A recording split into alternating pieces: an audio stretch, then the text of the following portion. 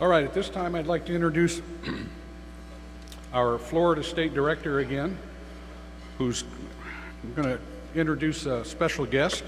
So, Andres Trujillo, please come up.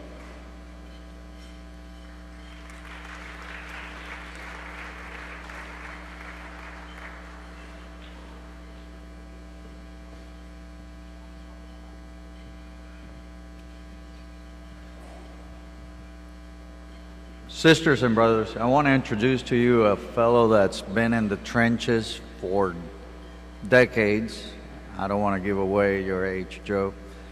He's a state representative. He has served in many capacities as a public official. But the one thing that he has maintained as a guiding principle is defending the working men and women of the state, of the community where he lives and has represented, has been a longtime friend of this organization, dating back even before I came around. So our relationship is long and strong.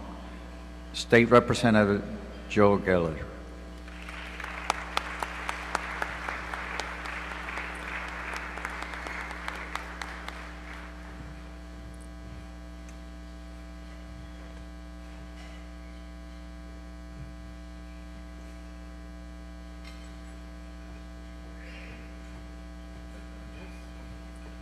Sir.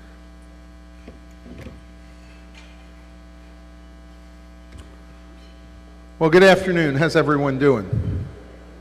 How's the convention going so far? Oh, let's hear from you. Come on, how's it going?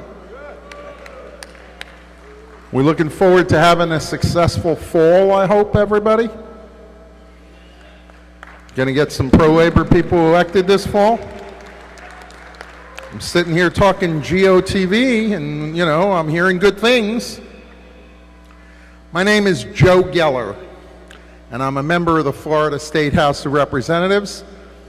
And right now we're sitting in my legislative district. I live just a couple miles from here, and right here at the Diplomat, great hotel, is a place where, you know, the people that you're driving around seeing here, unless they're here visiting like you, these are all my constituents. And let me tell you, I'm blessed to be in one of the strongest, most progressive districts in the state of Florida, and I want you to know that that's where you're sitting today.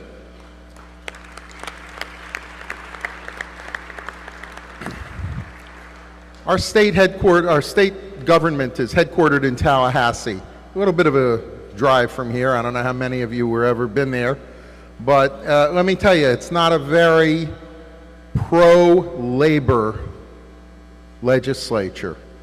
I'm one of the people in the minority in our legislature, and I know there are members of the union from both parties, so I'm not here to give you a big partisan pitch. But as somebody who served as a local mayor in a little community not too far from here called North Bay Village, and as somebody who served as the chair of the local Democratic Party in Miami-Dade County, just right across the line here, for almost 12 years, as Andre says, I've been in the trenches here. Let me just say a couple of things to you by way of words of welcome.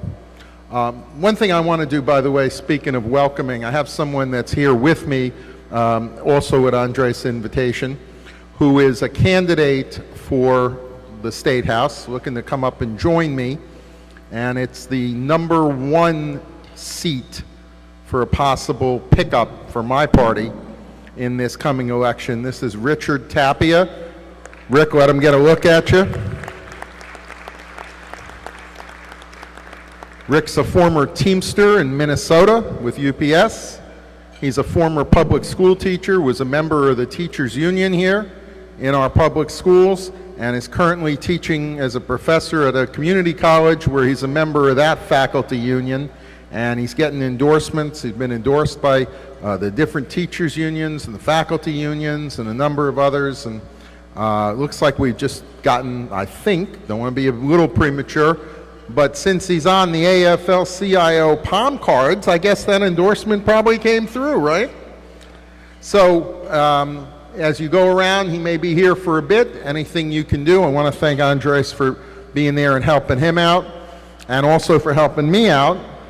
Going back, I've been very close to this union, as you heard. Some of you may have known Andres' predecessor, my old friend Carl Cochran. Carl's a good man. He's a good friend. He was a member of my Democratic Executive Committee, headed the Labor Committee for many years. So let me just say this to you. I'm one of the people in Tallahassee who doesn't make any bones about where I stand, all right? I'm pro-union. I'm pro-labor. I stand with working men and women, because working men and women are what have built this country. It's what's given this country the middle class that we've enjoyed. It's who stood up for poor people and people that need the help of government. It's what stood up for better working conditions. It's what stood up for decent wages. And it's what stood up for everything from Social Security to Medicare to Medicaid to aid to our public schools. Labor is what has made this country what it is today, and we all need to stand together with the labor movement, and I always will.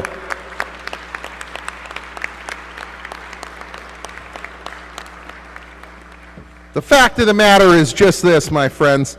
You know, there's two kinds of groups. There are people up in my legislature who are always looking for ways to cut from people who can least afford it. All right? I don't hold with that.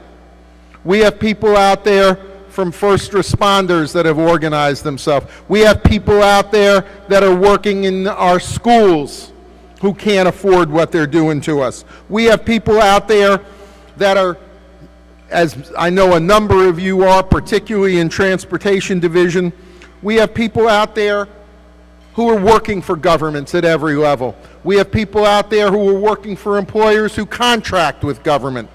And let me tell you, there is no mistake that there is an assault on the rights of working men and women around this country, right here in this state. We've got to stand up and all stand together and link our arms together, men and women, and stand for the rights of working people, especially to organize and be treated fairly.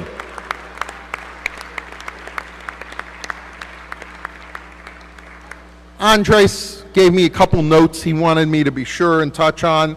Things from this recent Janus decision that's undermining systematically the rights of working people to try and organize, to allow people to get all the benefits of being a member of a union to represent them, to the fact that they get those, they want to give those benefits to people for free.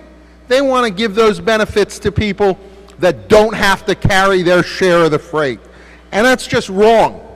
Now, I know it's the Supreme Court, but you know, there are ways around these things. There are things we can do that involve having to make sure that when we can do these through legislation that say that if you're going to get the benefit, if you're going to have the ability to receive the benefits that union membership gets you, and there's a lot of them, that you should have to carry your fair share of the freight. Because anything else than that just is wrong. It's wrong. I know that across this country, really, you know, there's a lot of issues, a lot of them I know that affect this division, and congratulations, by the way, on coming together with the sheet metal workers. Obviously, it was a pretty smart move, if I can say that. But I know that there are issues relating to everything from bus safety regulations to some of the issues going on with rail. You know, those are big issues in our state right here that, you know, Andres is in our face about all the time, and good for him for doing it, and good for all of you for standing up. But let me say to you that these anti-labor movements, you know, whether they're attacking your retirement plans or attacking everybody's Social Security. I don't hold with them.